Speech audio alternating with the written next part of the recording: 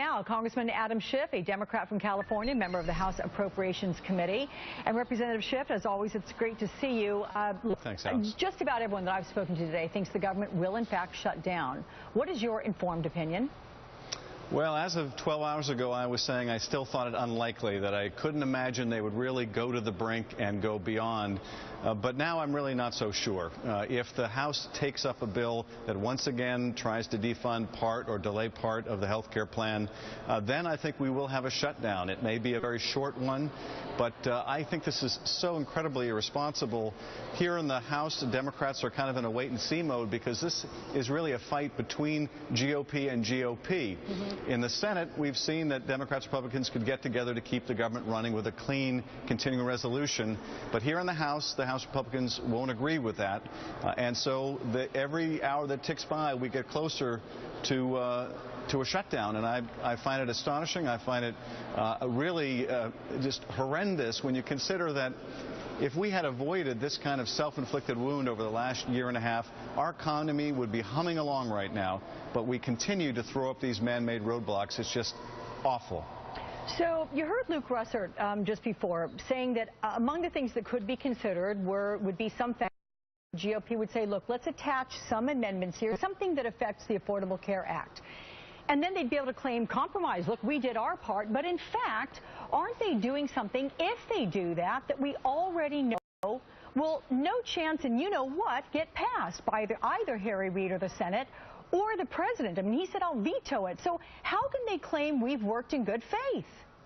Well, they can't. I mean, all they could claim is that they kept their conference together, the speaker got to hold on to his job, and they can try to point the finger at someone else.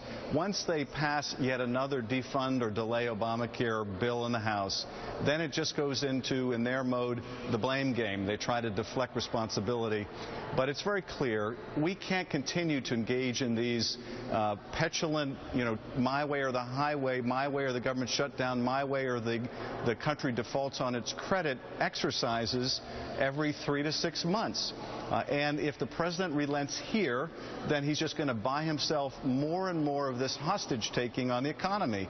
So it's got to come to an end. I think it will come to an end now. And I hope that if the House GOP pushes us over this cliff again, that the country rise up and let the GOP know in no uncertain terms that if they're not prepared to govern and they're the majority party, then they're not going to be the majority party, because I don't think anything less is going to instill in them the notion that they have a responsibility to the country here. Are there any Republican House members, moderate or otherwise, who are coming up to you and wondering how they got to this point where the Tea Party tail is wagging the GOP dog, so to speak? There are a lot of mainstream members of the GOP, and they're probably a majority in the Republican conference who don't want to see a shutdown, who think it would be politically disastrous.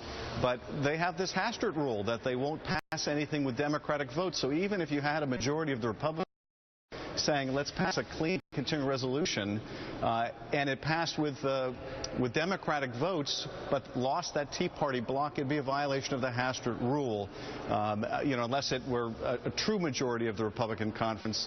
And they're just not willing to do that. I think the speaker's just not willing to take the risk. And so we have this dysfunction in the House.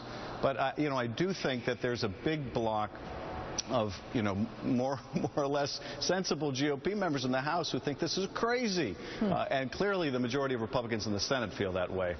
Okay, so lay out today for me what is on the agenda and what you expect that you'll be voting on, if anything. Well, I think there are two scenarios, and you alluded to one with Mr. Russert. That is, they'll either come up with a bill today that will once again have this defunding piece to it and pass it, or they'll come to agreement they need to pass a clean CR, and maybe they pass a separate bill on Obamacare, but at least the Senate then can pass the clean bill and we can keep the government running. Or, and this is entirely plausible, Alex, they just can't come to any agreement today, and we don't vote on anything today, and it gets pushed off till tomorrow. They are at such a level of dysfunction, there's really no predicting the outcome. And that's why you've had a change of heart, thinking, 12, 24 hours ago that we may avoid a shutdown, but because of this timeline, you're thinking, Well, that's exactly it, Alex. I mean, there's a certain time necessary just mechanically to get bills through the House and Senate, particularly the Senate. So even if Senator Reid calls people back ASAP, as we've seen with Mr. Cruz, it takes a lot of time to move anything in the Senate. So each hour that ticks by without the GOP in the House knowing what they want to do, without them being of one mind, we get closer to a shutdown. Representative Adam Schiff, it's always a pleasure. Best of luck as you deal with all this there.